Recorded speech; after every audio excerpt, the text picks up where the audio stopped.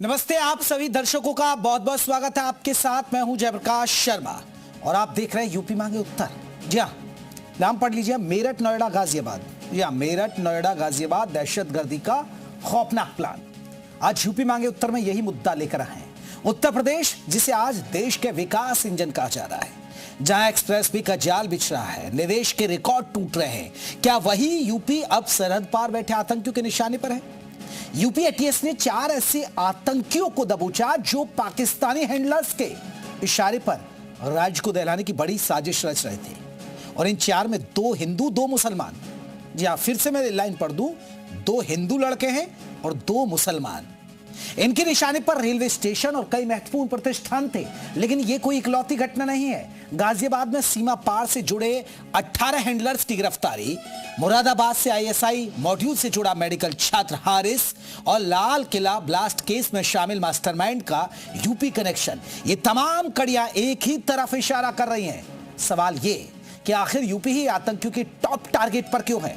क्या योगी सरकार की जीरो टॉलरेंस नीति से आतंकी बौखलाए हुए हैं, अब सीधे सिस्टम को चुनौती दे रहे हैं? क्या यूपी की आर्थिक प्रगति और बदलती तस्वीर आतंकियों की आंखों में खटक रही है, या फिर स्लीपर सेल्स के जरिए यूपी में शांति भंग करने की कोई बड़ी अंतरराष्ट्रीय साजिश तो नहीं रची जा रही? क्योंकि चुनाव भी नजदीक है। चुनाव से पहले कहीं माहौल खराब करने की तो ये पूरी प्लानिंग नहीं। आज इसी मुद्दे पर बहस होगी, लेकिन उससे पहले ये रिपोर्ट आप देख लीजिएगा। दिखावे के लिए हाथ में उस्तरा और कैंची थमे हुए था, लेकिन असल तस्वीर तो AK-47 वाली ही है। हाथ में AK-47 और दिल में भारत के खिलाफ नफरत भरी साजिश। पाकिस्तान में बैठे हैंडलर्स के इशारे पर मेरठ के साकिब उर्फ डेविल ने डरावनी साजिश प्लान की थी। यूपी एटीएस ने साकिब अरबाब के अलावा लोकेश और पप्पल पंडित को अपने शिकंजे में लिया है, जो पाकिस्तानी खुफिया एजेंसी ISI के इशारे पर काम कर रहे थे। प्राथमिक जानकारी के अनुसार आकिब वर्तमान में दुबई में रह रहा है। इसके पश्चात साकिब पाकिस्तानी हैंडलर्स, विभिन्न कट्टरपंथी ग्रुपों तथा अफगानिस्तान के कई नंबरों से जुड़ गया था। यह गिरोह रेलवे सिग्नल बॉक्स को नष्ट करने, गैस सिलेंडर से भरे ट्रकों में आग लगाने और राजनीतिक व्यक्तियों की रेकी करने का काम करने में लगा था। जी मीडिया की टीम सबसे पहले आतंकी गैंग के मास्टरमाइंड साकिब और अरबाब की डिटेल जानने मेरठ के अगवानपुर गांव पहुंची, जहां परिवार से पूछताछ की तो कोई भी इनके आतंकी गतिविधियों में शामिल होने की बात नहीं मानी। बताया कि साकिब पेशे से नाई है और महाराष्ट्र में कहीं दुकान चलाता है। साकिब नाई का काम करता था। अच्छा जी, यही रहता था जी। क्या एकदम से पैसा आया, उसके पास क्या हुआ? नहीं, पैसा मालूम नहीं, इसमें बात था हमें। अच्छा, उस पर एटीएस ने आरोप लगाया कि आतंकी है। क्या आपको ऐसा लगा कि भी देश विरोधी गतिविधियां में उसका नाम? नहीं, वो तो यहीं रह रहा था, उसके बाद दिल्ली पहुंचा काम पे। साकिब ने ही पहले अरबाब और बाद में ग्रेटर नोएडा के रहने वाले लोकेश और पप्पल और विकास को अपने साथ जोड़ा था। इनका काम हिंदू धार्मिक स्थलों के वीडियो बनाकर पाकिस्तान में अपने हैंडलर्स को भेजना था। उधर जी मीडिया की टीम ग्रेटर नोएडा के छपरौला पहुंची। पता चला कि विकास और लोकेश यहाँ बेलदारी का काम करते थे। घर और मोहल्ले वालों से जब हमारी टीम ने बातचीत की तो ये इनका बचाव करते नजर आए। फोन नंबर उसका कहीं से लेकर वो काम कर रहा था, इधर मकान तोड़ रहा, तो फिर उसे फोन करा, वो वहाँ पुलिस चौकी में बुला लिया। फिर उसके बाद में पता नहीं।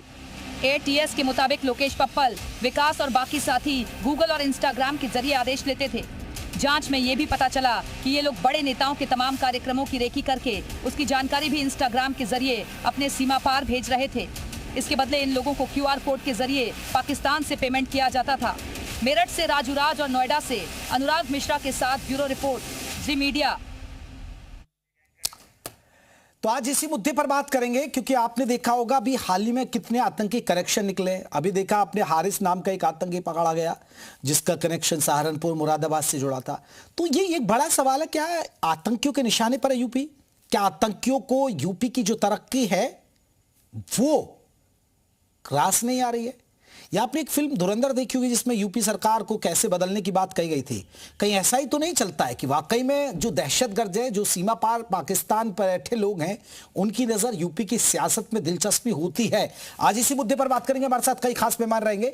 कौन कौन खास मेहमान रहेंगे आपको बता दें। एक इधर द्विवेदी साहब रहेंगे, पूर्व DGP। जैसे ही हमारे साथ जुड़ेंगे पूर्व DG, उनको जोड़ेंगे। आनंद दुबे प्रवक्ता है बीजेपी के, हमारे साथ जुड़ गए। दानिश अजीज नेता AIM के, जैसे ही जुड़ेंगे तो हम चर्चा करेंगे। स्वामी कृष्णानंद हिंदू धर्म गुरु है, वो हमारे साथ जुड़ गए। आपका बहुत बहुत स्वागत है। मौलाना कारी अबरार जमाल, राष्ट्रीय अध्यक्ष JHI के, वो हमारे साथ जुड़ेंगे। जमीयत हिमायतुल इस्लाम से हमारे साथ वो जुड़ेंगे, तमाम मेहमान जुड़ेंगे और जो जो मेहमान जुड़ गए उनसे चर्चा की शुरुआत। स्वामी जी, चर्चा की शुरुआत आपसे ही कर लेता हूं। स्वामी जी, मैं उस बात पे तो करूंगा कि यूपी निशाने पर है आतंकी, लेकिन सर मेरी चिंता तो ये है, अब तक आप तमाम जो हिंदू धर्म गुरु हैं वो यही कहते थे कि हर आतंकी कनेक्शन मुस्लिमों से जुड़ा होता है, हर आदमी हर आतंकी ही मुस्लिम क्यों निकलता है? सर यहां तो हिंदू पकड़े जा रहे हैं, 2 लोग हैं हिंदू हैं और यहीं बुलंदशहर के आसपास के लोग हैं, इसमें 2 लोग। जी, मैं अध्यात्म गुरु महामंडलेश्वर स्वामी कृष्णानंद आपके दर्शकों को बहुत बहुत साधुवाद देता हूं, शुभकामनाएं देता हूं।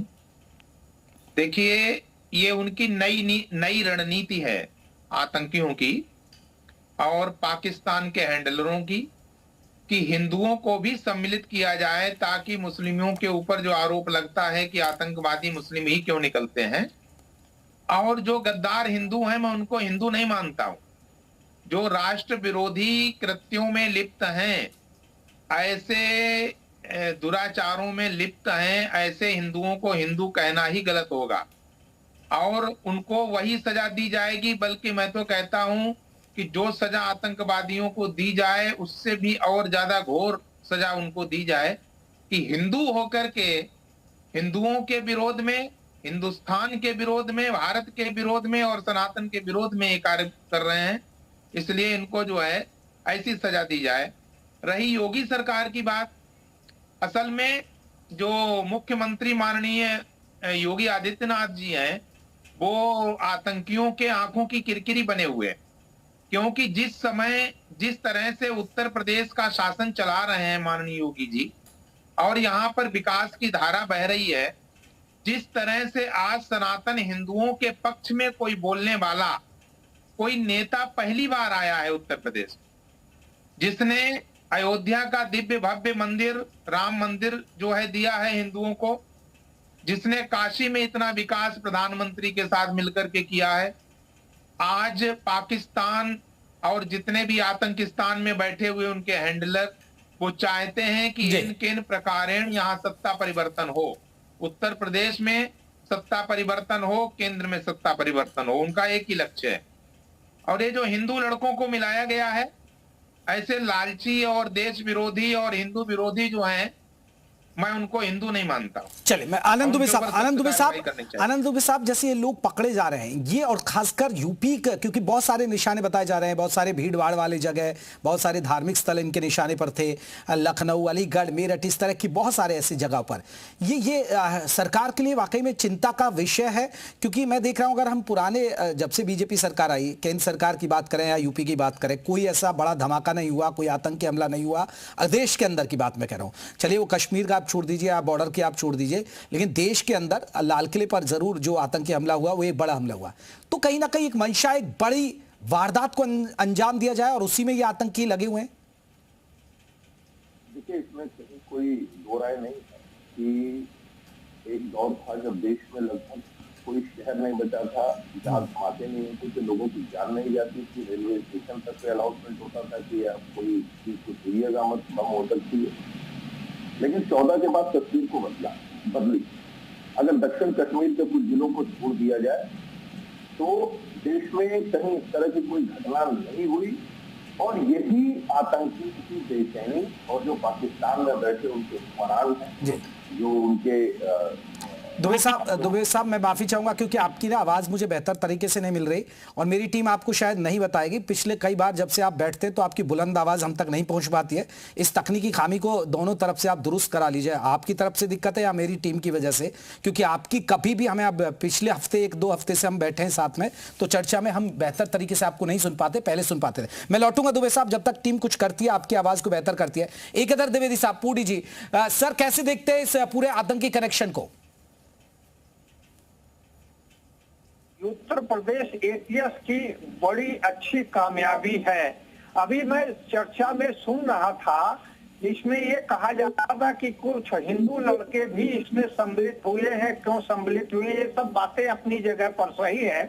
सच्चाई यह है कि पाकिस्तान के हैंडलर जो है वो अपनी पूरी योजना सभी लड़कों को, जैसे साकिब, अरबाब, लोकेश और विकास को सारी योजना नहीं बताते हैं।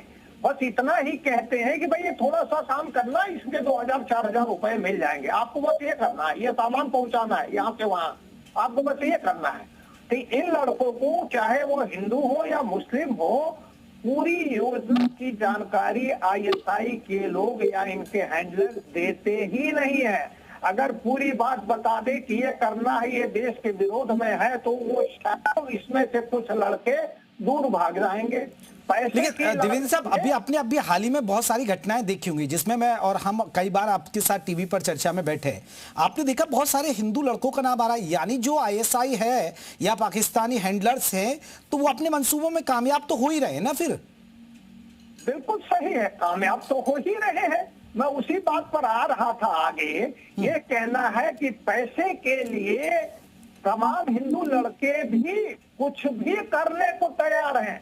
अरे आए दिन हम लोगों को सुनने को, देखने को मिलता है कि 1000-2000 क्या 500 रुपए के लिए बच्चे या सयाने हिंदू लड़के अपने माता पिता की जान ले रहे हैं।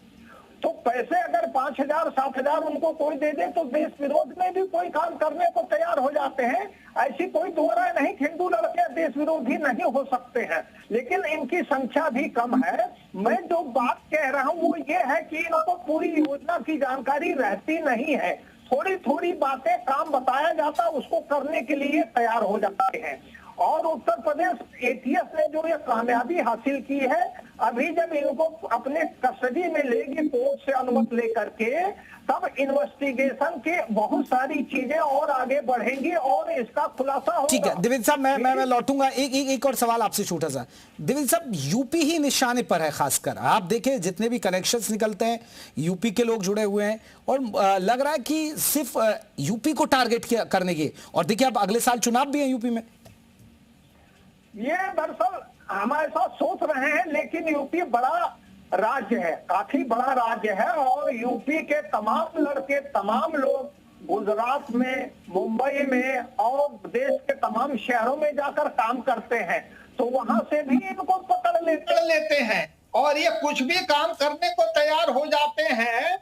और उत्तर प्रदेश में कई जनपदों, मेरठ है, मुरादाबाद है, संभल है, हापुड़ है, गाजियाबाद कह लें, बुलंदशहर, अलीगढ़, इनकी डेमोग्राफी ऐसी है जिसमें ऐसे लोग मिल जाते हैं जो पाकिस्तान के माफिक आईएसआई के लिए कुछ भी काम करने को आसानी से दुबे साहब की आवाज मुझे बेहतर तरीके से आए तो मैं जाऊं। दुबे साहब रखिएगा जरा अपनी बात। जयप्रकाश जी, क्या आपको मेरी आवाज? हाँ जी, हाँ, बेहतर हुई, पहले से बेहतर हुई जी। रखिएगा दुबे साहब। आपके यहाँ से कोई दिक्कत है जयप्रकाश जी? हमारे यहाँ से तो कोई दिक्कत नहीं जी।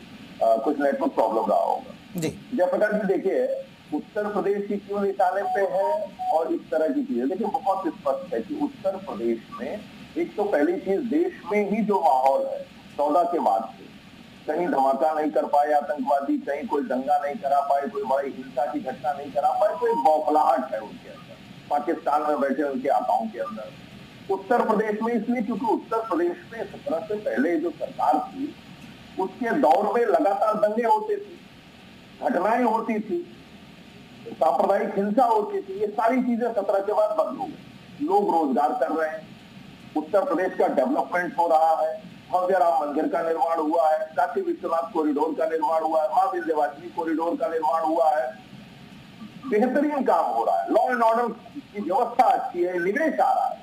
तो ये चाहते हैं कि उत्तर प्रदेश में किसी तरह से कोई ऐसा माहौल पैदा कर दिया जाए जिससे उत्तर प्रदेश अपने विकास के रास्ते से भटक जाए, उत्तर प्रदेश में कोई सांप्रदायिक उन्माद पैदा हो जाए, किसी तरह की इस तरह की कोशिश है। लेकिन हमारी पुलिस, हमारी एटीएस, हमारी जो एजेंसियां हैं वो इतने मुस्तैद हैं कि इनके किसी भी नापाक सोच को ये उतार पाए धरती पर, उससे पहले इनको गिरफ्तार कर लिया जाता है, इनको पकड़ लिया जाता है। और निश्चित रूप से आपको यकीन दिलाना चाहता हूं कि उत्तर प्रदेश ही नहीं, देश में नरेंद्र मोदी जी की सरकार है, उत्तर प्रदेश में माननीय योगी जी की सरकार है, डबल इंजन की सरकार है, कहीं किसी तरह के नापाक मंसूबे को कामयाब नहीं होने दिया जाएगा। विकास की गाड़ी इसी तरह से चलती है। चलिए दुबे साहब, लेकिन एक बड़ा सवाल है, क्योंकि मैं फिर वही मुद्दे पर लाना चाह रहा हूं, क्योंकि ठीक है भाई, ये आप पकड़ रही है, पुलिस ने काम किया और आप कोई बड़ी वारदात नहीं हो, अच्छी बात, लेकिन आपको ये भी एक चिंता का विषय नहीं है कि हिंदू लड़के भी, क्योंकि आप लोग भी बीजेपी के खूब लीडर्स बोलते हैं कि भैया हर कनेक्शन आतंकी मुस्लिमों का ही होता है, हर घटना में लव जिहाद, लैंड जिहाद, आतंकी घटना में, लेकिन ये टेंशन बढ़ाने वाला नहीं है क्या? नहीं, निश्चित रूप से जयप्रकाश जी, जो दो नाम सामने आए हैं वो निश्चित रूप से जांच का विषय है कि आखिर इन लड़कों, ये जो आए हैं, ये जो दो लड़के जो आतंकवादी के रूप में पहचान हो रही है, जो इनके साथ आए हैं, ये किन कारणों से आए, क्या इनका कनेक्शन, किस तरह से इनका ब्रेन वॉश किया गया, इनकी भूमिका क्या, यही सारी चीजों की जानकारी के लिए एटीएस जो जांच कर रही है। और निश्चित रूप से मेरा सीधा सा मानना है, चाहे वो हिंदू हो, मुसलमान हो, किसी भी जाति, किसी भी धर्म का हो, अगर वो राष्ट्र के खिलाफ है तो वो आतंकवादी, सीधी सी बात। चलिए स्वामी जी, आप कुछ कहना चाह रहे थे? स्वामी जी। जी, मैं ये कहना चाहता हूं कि जो हिंदू लड़के ऐसे हैं जो स्वार्थ में पड़ करके, ऐसे स्वार्थी और लालची लड़के हैं, उन लोगों को शर्म करनी चाहिए। क्योंकि तुम्हारा हिंदू लड़कों का ही ब्रेन वॉश क्यों किया जाता है? मुस्लिमों का ब्रेन वॉश कोई नहीं कर पाता है। वो अपने धर्म के लिए लड़ते हैं, वो चाहे डॉक्टर हो, सफेद कॉलर हो, चाहे वो वकील हो, चाहे किसी भी पद पर बैठे हुए हो, चाहे वो किसी अधिकारी के पद पर बैठे हुए हो, वो अपने धर्म के, अपने मजहब के लिए पहले काम करते हैं। ये कैसे हिंदू लड़के हैं जो जरा से पैसे के लालच में आकर के, स्वार्थ में आकर के और देश विरोधी गतिविधियों में सम्मिलित होते हैं। और ये आतंकियों के द्वारा और पाकिस्तान के द्वारा एक नई रणनीति बनाई गई है कि हिंदू लड़कों को भी सम्मिलित करो, जिससे ये एजेंडा जो है, ये एजेंडा ध्वस्त हो जाए कि आतंकवादी मुस्लिम ही होते हैं, अपराधी मुस्लिम ही होते हैं, ये धारणा समाप्त हो जाए। इसलिए इन लोगों ने नई रणनीति बनाई है। हम लोग इस बात को बहुत गहनता से, गंभीरता से ले रहे हैं और मैं सावधान करता हूं आपके चैनल के माध्यम से, ठीक है, संपूर्ण 100 करोड़ हिंदुओं को और उनके गार्जियंस को, उनके माँ बाप को, कि अपने अपने बच्चों को संभाल करके और उनको सही शिक्षा दे करके, उनको सही नीति सिखा करके सही रास्ते पर लाएं, भटकने से बचाएं उनको। और ऐसे लड़कों को सावधान रहना चाहिए क्योंकि बहुत बड़ी साजिश है। ठीक है द्विवेदी साहब, मैं लौटूंगा। स्वामी जी, मैं लौटूंगा। उनको पूरी बात नहीं बताई जाती है। ठीक है, मैं द्विवेदी साहब, एक बड़ा सवाल है कि आजकल एक और ये है, अभी हमने पहले भी चर्चा की थी, एक नेटवर्क ऐसा आया कि जो कैमरे लगा रहे थे और जो पाकिस्तान तक ऑपरेट किए जा रहे थे, पाकिस्तानी हैंडलर्स यहाँ ऑपरेट कर रहे थे और उसमें कुछ हिंदू लड़कों को भी ड्यूटी लगाई गई थी। तो द्विवेदी साहब, आजकल एक ट्रेंड सेट कर लिया आतंकियों ने, अब नए नए तरीके इजाद कर रहे हैं कहीं ना कहीं आतंकी घटनाओं को अंजाम देने के लिए, क्योंकि अब हाईटेक टेक्नोलॉजी बहुत स्ट्रांग हो गई है। बिल्कुल सही कह रहे हैं। दिन प्रतिदिन नई नई तरकीब लगा करके नए नए तरीके से योजनाएं आईएसआई के लोग भारत के विरोध में बना रहे हैं और उसको लागू कर रहे हैं। ये बात बिल्कुल सही। अभी थोड़े दिनों पहले इसी मार्च महीने में ही तमाम करीब 20-21 लोग पकड़े गए थे जो सीसीटीवी सोलर बेस लगा रहे थे। गुजरात एटीएस ने भी पकड़ा।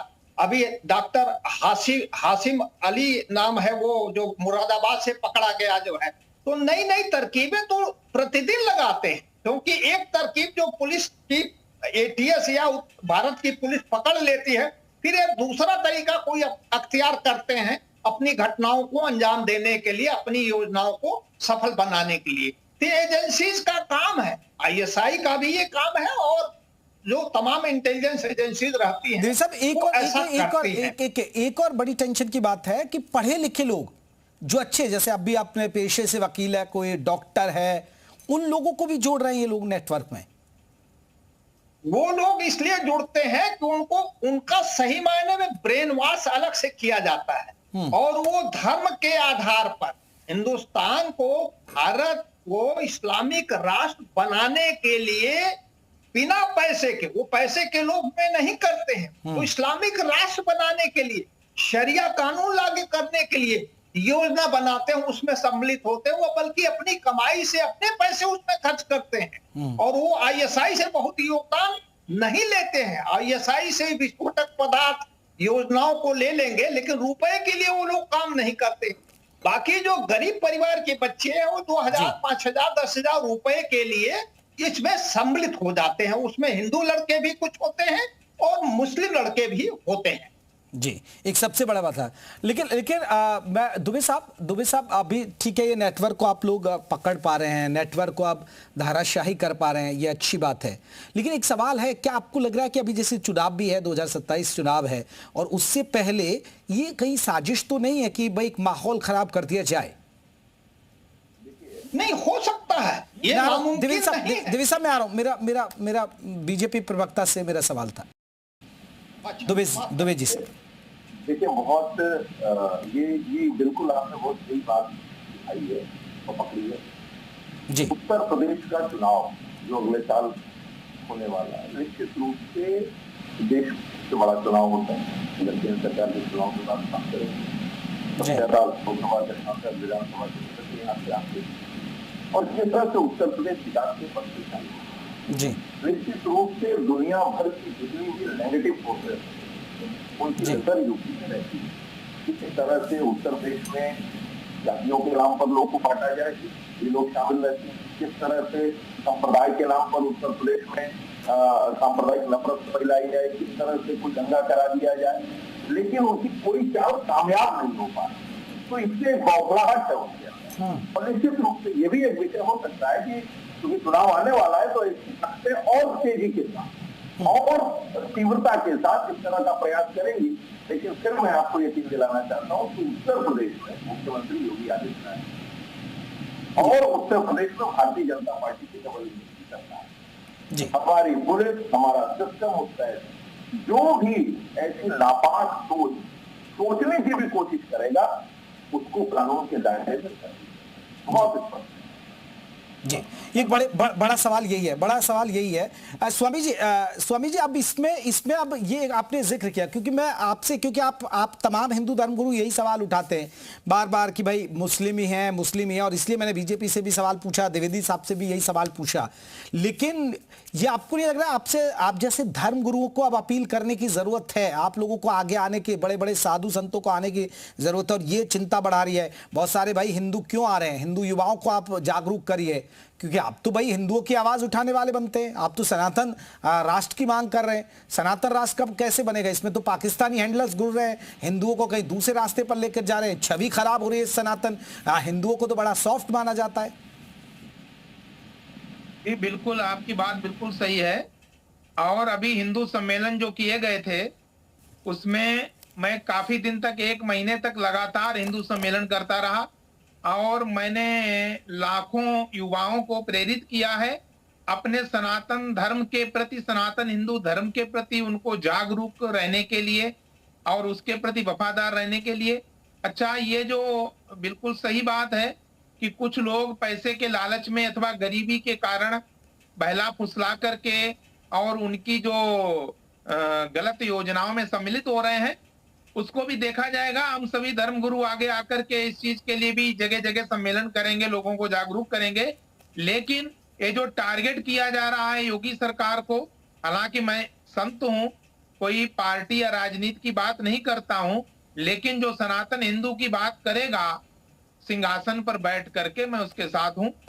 ये जो टारगेट किया जा रहा है मोदी को और योगी को, तो ये टारगेट, ये उनका कुत्सित प्रयास, ये सफल नहीं होगा, क्योंकि जो विकास की धारा से जोड़ा है उत्तर प्रदेश को योगी जी ने और सबको निष्पक्ष काम किया है।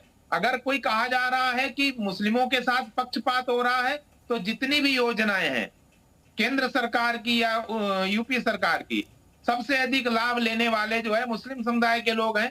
अगर सरकार पक्षपात करती तो फिर उनको लाभ क्यों देती?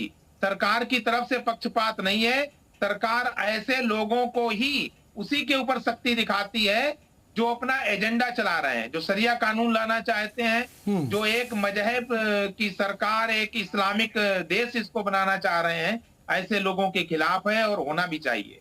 क्योंकि जो बहुसंख्यक हिंदू है वो अपने ही घर में बेचारा मारा जा रहा है और बेचारा बना हुआ है। ये चीज बहुत गलत है, ये बर्दाश्त करने के योग्य नहीं है। चले द्विवेदी साहब, क्योंकि चर्चा के हम आखिरी पड़ाव पर है, मैं आपसे एक सुझाव चाहूंगा। बहुत सारे युवा आपको देख भी रहे होंगे, सुन रहे होंगे आखिरकार, क्योंकि बहुत झांसे में फंसते हैं। और देखिए, एक छोटा सा लालच और खासकर पैसों का लालच युवाओं को कहीं ना कहीं इस दलदल में, चाहे वो हिंदू है, मुसलमान, कोई भी है, मैं कोई धर्म से बात नहीं कर रहा हूं, उन लोगों के लिए आप क्या मैसेज देना चाहेंगे कि भैया अब ऐसा ध्यान रखिए और आपको ऐसे ऐसे ट्रैप में फंसाया जाएगा। इस तरीके से लोग ट्रैप में फंसाते हैं, क्योंकि पहले सोशल मीडिया के जरिए आपसे जुड़ते हैं, दोस्ती करते हैं, फेसबुक इंस्टा के जरिए, ट्विटर हैंडल के जरिए आपसे दोस्ती करेंगे, आपको अच्छे अच्छे बात दिखाएंगे, आपको बहुत चीजें दिखाते हैं। वो ट्रैप कैसे करते हैं, ये जरा बताइए हमारे दर्शकों को।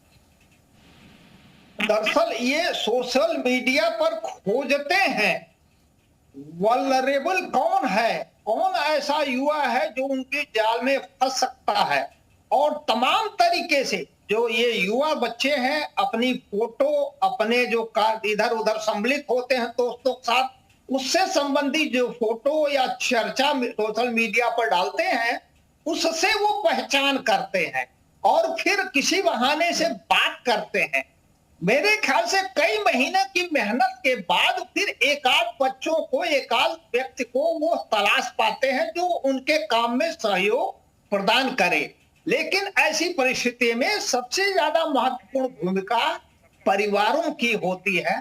परिवार के लोग अपने सदस्यों को, खासतौर से युवाओं पर विशेष ध्यान रखें और उनको, उनकी ऊर्जा को सकारात्मक कार्यों में लगावें, अटकने न दें। परिवार की भूमिका बड़ी महत्वपूर्ण है, ये मेरा अपना सोचना है। बिल्कुल, बहुत बहुत शुक्रिया आप सभी मेहमानों का चर्चा करने के लिए। लेकिन बड़ी टेंशन है यूपी निशाने पर, आतंकियों के पर। हालांकि पुलिस, एटीएस सब अलर्ट है, तब भी कोई बड़ी वारदात को अंजाम नहीं दे पा रहे हैं। नमस्ते।